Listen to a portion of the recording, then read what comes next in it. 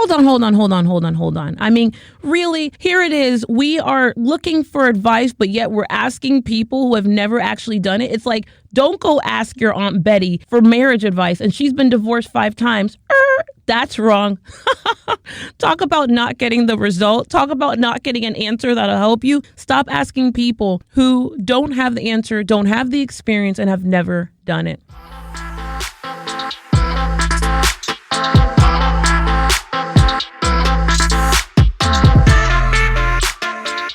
It's so easy to want to find people who can help you. And we get misconstrued in believing and thinking that we can't trust ourselves. I have a very simple, hardcore life belief. I don't ask broke people how to make money. It's a very, very simple way for me to gauge, who do I ask? What does that look like? And is this the right person? Because at the end of the day, I have to get the result. One of the biggest mistakes I ever made in life is believing that I could do this whole thing on my own. Now, I've talked a bit in the past about building a team. Building a team is good, but I want to talk to you about investing in knowledge. I know for a fact, like coming from a place where I'm a woman of color, it is so rare in my world to hear and see people who are investing in themselves. And you know why? And it's no fault to them. It's really simple. It's because for me and people I know, we're just trying to, the very first things we have to figure out how to flipping first master surviving. We're still trying to figure out how to survive in some cities, in some places. And I say some like it's a few, it's not.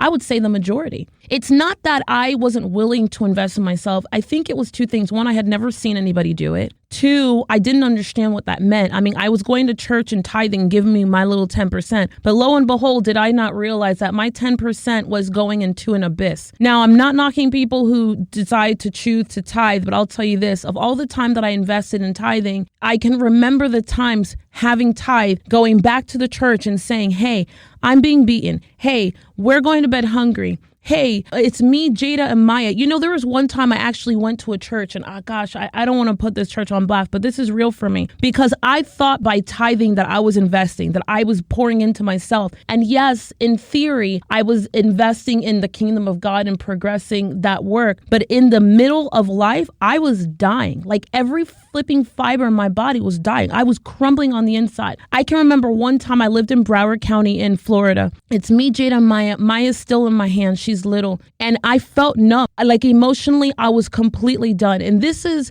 in an era where I'm still married. My husband is running the streets. I can't find him. And I'm not looking, to be quite honest with you. I can't find him and I'm not looking. It's me, Jada, and Maya. I can't keep a job. I was making $10.22 an hour, but because I had pancreatitis, they let me go. It's disaster world. And I am just kind of hanging on by a thread. You ever have a moment where you're just emotionally and mentally, you're just hanging on by a thread? I went to this mega church. I can remember this shit like it was yesterday because I didn't tithe all the time, but I had tithe in my past for a long time. So in my limited thinking at that time, in the concept of investing in myself, which was my knowledge at that moment, I went to the church and Jada, Maya, and I had not eaten for a minute. I was crying every 6 hours, sobbing in pain. I was just done with life. And I head into the church and I say to the woman behind the counter, I'm like, hi, I attend the church. And she doesn't know me, of course. But I'm like, I come every week. The kids are in a youth group, blah, blah, blah. And then it's like Tuesday morning. And I'm like, can I talk to somebody? I need a counselor. I need somebody. And she's like, sure. Do you have an appointment? And I was like,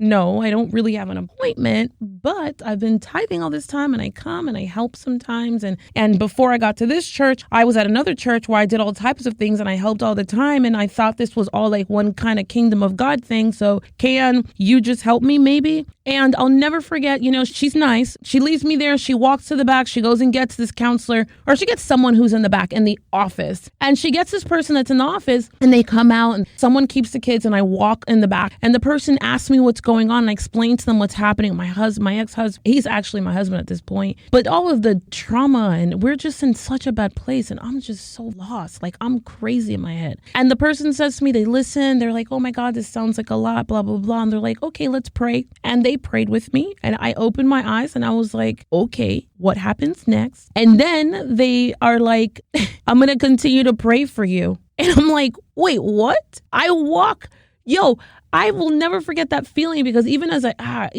think about it, I want to well up with tears because I remember that feeling of, are you kidding me? I've invested forever and ever and ever into this thing and you're not going to help me? I actually came here to ask for help and you're not going to help me? They walked me out to the front and the lady who's behind the counter, you know what she did? She gives me a $25 gift card to Winn-Dixie. I'll never forget this. I'm looking at this card. I was angry. I was upset. I felt lost because I'm like, God, you left me. It was a tough moment for me because I didn't know what to turn to next. And it kept me in a place from not wanting to invest in anything, especially me. So that was me investing in the spiritual side of me. I hope this makes sense because whether you're investing in yourself physically, spiritually, mentally, and I say mindset wise or financially, it doesn't change the fact that you have to invest in you somewhere. But because of that early experience, I became reluctant to invest in anything like that again. Like I wasn't going to invest in people. I wasn't going to invest in myself. That just wasn't going to happen. I was scarred. If you're sitting out there, if you're sitting there and you're listening to this with me and like we're here together, I just want to tell you, like, I don't care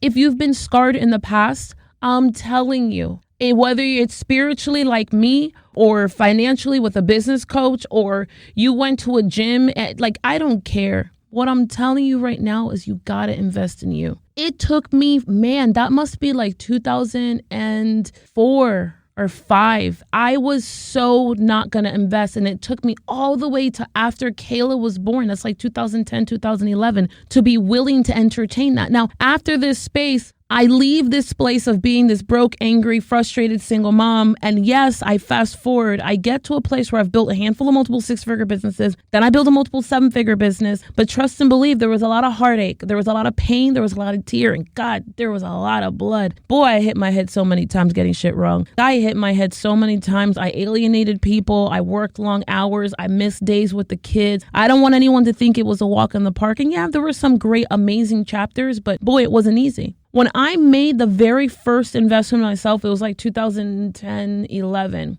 And I won't talk about it in this, how I came to make the investment, but I don't want you to think I was sitting in a room and someone made an offer and I went to the back of the room. Actually not. I realized that I was making 6 figures. I was doing 6 figures, but I was kind of hovering in this space, right? Like I was consistently plus or minus $10,000, $20,000. I was making 6 figures. I was living a good life, but I was like, I really don't understand this whole business thing. The business part of this stuff is like painful. I didn't understand it. I didn't understand how to build a team.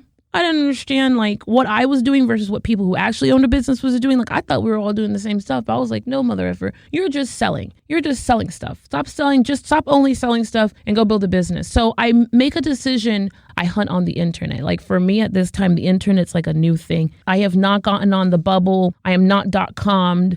I am very much so like sheet of paper and a pen still. And I get on the internet and I start doing research because I said I need to learn what don't I know? That was actually it. Here's what I looked for. I looked for someone who had a way bigger game than I had. And at that time, who I respected. Those were the 2 criteria. I needed to look at someone who was living the life that I wanted to live. And then I needed to go be near that person, period. And then I needed to learn from that person. So inside of this, I make a decision to invest in myself. And my first investment amount was $10,000. It was a scary thing for me. And it was a lot of money. It was a lot of money because I didn't even have like $200 in the bank or maybe $500. Like, yo, I made $17 and then I spent $18, maybe $19. Like I for sure did not have this together, but I knew that what I didn't know and I didn't want to not get there. So I make the investment. Fast forward, I hit $1 million that year. I didn't work with a coach, though. I don't want you to think that like at that moment I hired a coach. You know, I think first, in all transparency, it was just being open. It was almost like being exposed to what I didn't know and then watching someone else who's playing a higher game, watching how they play. You know, this concept that proximity is power is really a big deal. Proximity really is power. And just watching and being near business owners and other people who made way more money than I did, like, man, it changed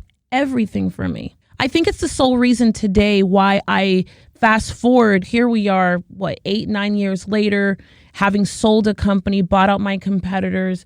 I mean, I've done a lot of things in business since then, which I'm proud of. A lot of lessons. I mean, in the last 9 years, there's been a lot of business lessons. But it's the reason why today I run a mastermind of some sort. In our business model, I'll always have some form of a mastermind, and it's simple because I knew what I needed. Once you're over 6 figures, like you absolutely, and I don't care if you're like pushing 250 or 850, and damn it, if you're over $1 million, like faux show, you absolutely need to be in a place where you can interact with other people who are just like you for twofolds. One, it's hard to make friends when you're the CEO and you're running a company. Yes, you have great employees and team members, but to really call them your friends is not always so easy. Depending on the kind of business you run, you may not even have a communication line with them. The second is that it's easy to fix things on the outside, but it's the inside of us as CEOs running a big game that really allow us to move the needle and tap into the creativity that we need to really do the damn thing. Number 3, I would say wholeheartedly, it's because you get to learn at an accelerated pace. I mean, having one-on-one with me as I run around the world, I say run around the world, fly around the world, hop, skip, tumble around the world. You know, you can put whatever verb you want. But now, having sold a company and I've built a movement around the world called Do the Damn Thing in a very short period of time. And it's not necessarily, oh, we reach X amount of revenue or people, because we can put things like that. But I'll tell you, we've got a stupidly strong community and I'm proud of it. I'm very proud of it. Well, none of it would have happened had I not taken the first steps, invested in myself, gathered like-minded people. So what makes our community different is that I'm not after hunting for people's intellectual space. I'm totally after people's emotional space, who they are in their hearts. And that's why we have black, white, yellow, red, and all people in between. 25, 45, 75. It's pretty damn dope. Male, female. That's what happens when you take step number 1, which is investing in yourself. You should be investing in yourself like all the time. You invest in yourself in whatever level that you feel like you can maintain. And I don't care if it's a book and then it's a ticket to an event and then it's working with someone, but somehow there needs to be something that is allowing you to move you forward. And it doesn't have to be skill-wise. It could just be your cognitive. It could just be your level of consciousness. All of my private clients this past month, all of them read Born a Crime by Trevor Noah. And I got to tell you, like, hands down, it's like everyone would look, why would you have business owners who are doing multiple 6 and 7 figures read a book by a comedian? Because it's like your level of consciousness allows for you to be a true creator. And CEOs were meant to be creators. CEOs are visionaries. CEOs need to keep saying. Visionaries are the only people that I believe on this planet who are going to actually change the world. They're the only people who have the capacity to create in a place where things are stalled, where problems seem to be cycled, where people are suffering. And so for me, I feel like if I can plant this one important, like stupidly important seed, which is invest in you and what to invest in and how to find the person to invest, look at the person who you want to live, be like, feel like, and then go invest there. And wherever it is, get as close to that thing or person as you possibly can. And how long do you do it?